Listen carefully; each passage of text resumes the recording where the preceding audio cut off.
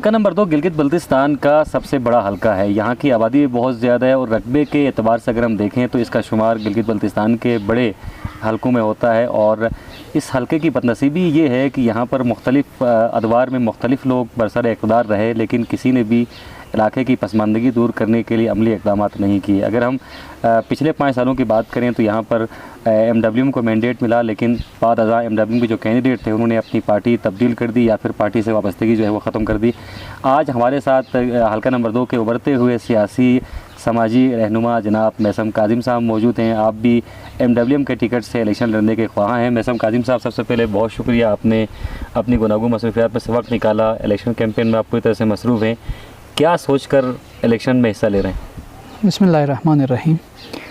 सबसे पहले मैं आपको शुक्रिया अदा करता हूँ, आपने मेरे नज़रियात को लोगों तक पहुँचाने के लिए अच्छा मौका दिया।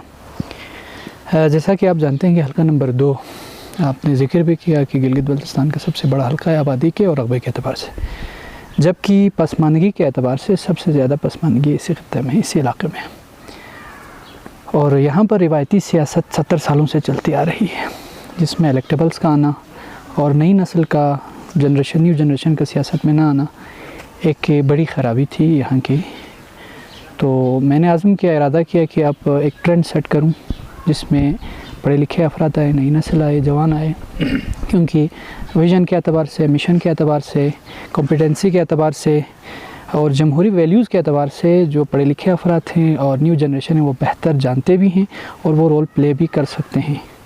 तो इसलिए मैंने सोचा कि यहाँ पे सियासत करूँ, इस हल्के की तकदीर बदलने के लिए अपनी एनर्जी यहाँ पे सर्व करूँ। सर, आपका ताल्लुक़ जो है एक मज़हबी जमात से है, और अगर हम पाकिस्तान पीपल पार्टी की बात करें, नून लीग की बात करें, तो वो इस हल्के की पसमानदगी के ज़िम्मेदार आप लोगों को ठहराते हैं। वो कहते हैं ये हल्का नंबर 2 के अवाम ने हमेशा मज़हबी जमातों को सपोर्ट किया, मज़हबी जमातों के उम्मीदवारों को जितवाया, तभी ये हल्का पसमानदगी का शिकार है।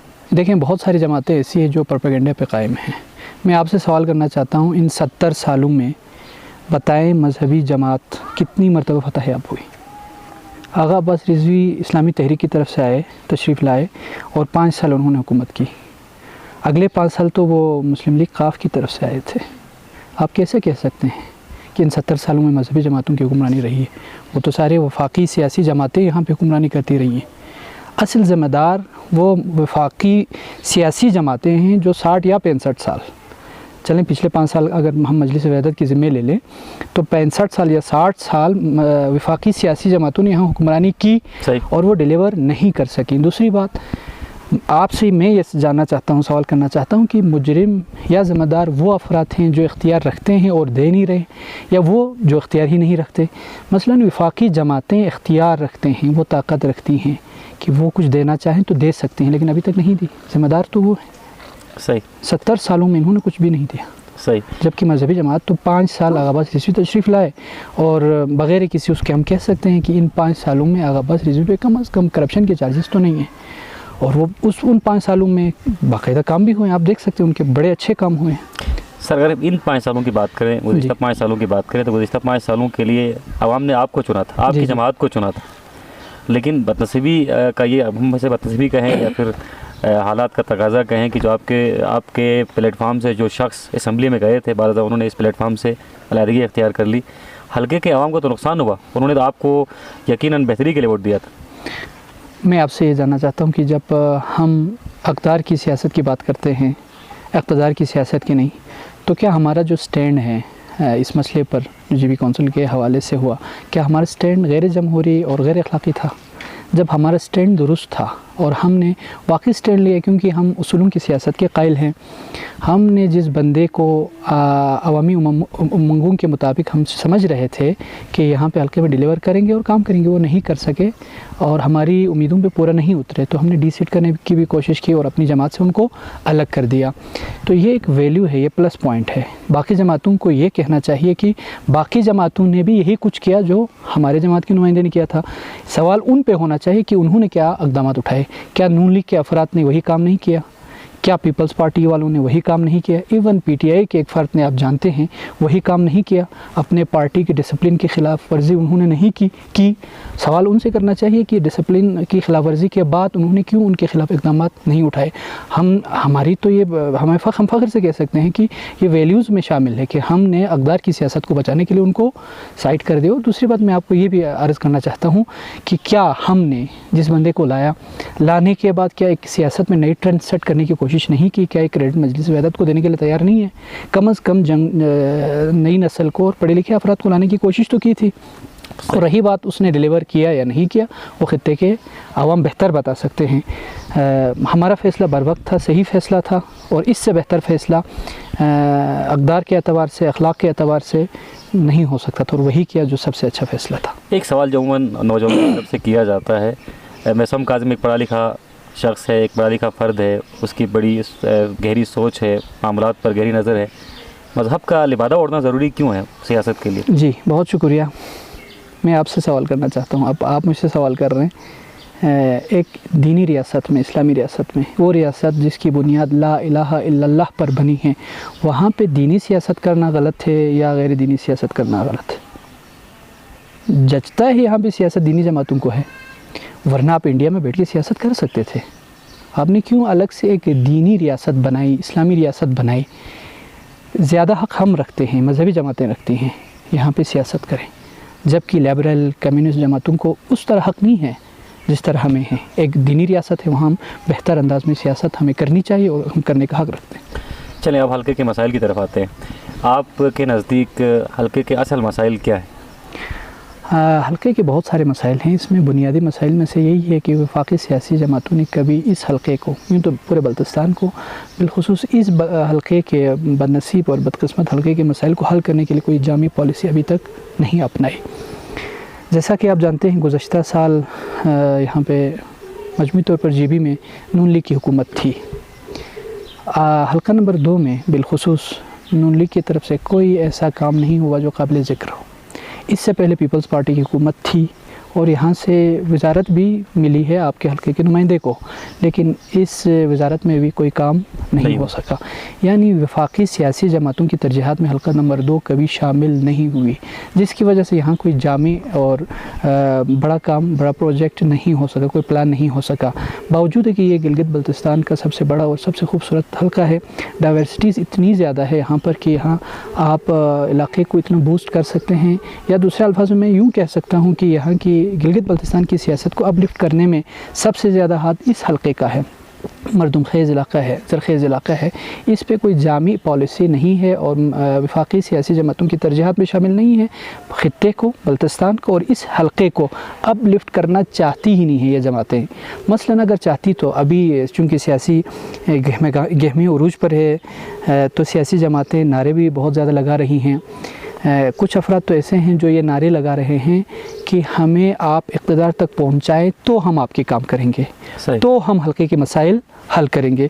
मैं उनसे गुजारिश और सवाल करना चाहता हूँ, आप काम करें ना तो अवाम आपको मुंतखब करेंगे।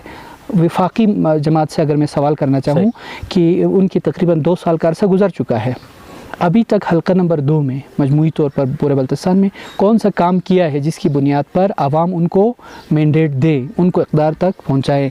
अब इंतखाबात तक तकरीबन उनके 3 साल मुकम्मल होंगे। वफाकी जमात के 3 साल मुकम्मल होंगे का मतलब ये है कि उसके बाद 1 साल का अरसा होगा वफाक की नज़र करम यहाँ पर होगी 1 साल। उसके बाद तो अपने इंतखाबात के पीछे वफाकी जमातें पड़ी हुई होंगी। तो मुझे बताएं, इस 1 साल में वफाकी सियासी जमात कर क्या सकेगी? सही सबसे बड़ा मसला ये है कि तरजीहात में शामिल ही नहीं है, वो कुछ करना चाहती नहीं है। क्यों आपको अपलिफ्ट करें, किस लिए अपलिफ्ट करें?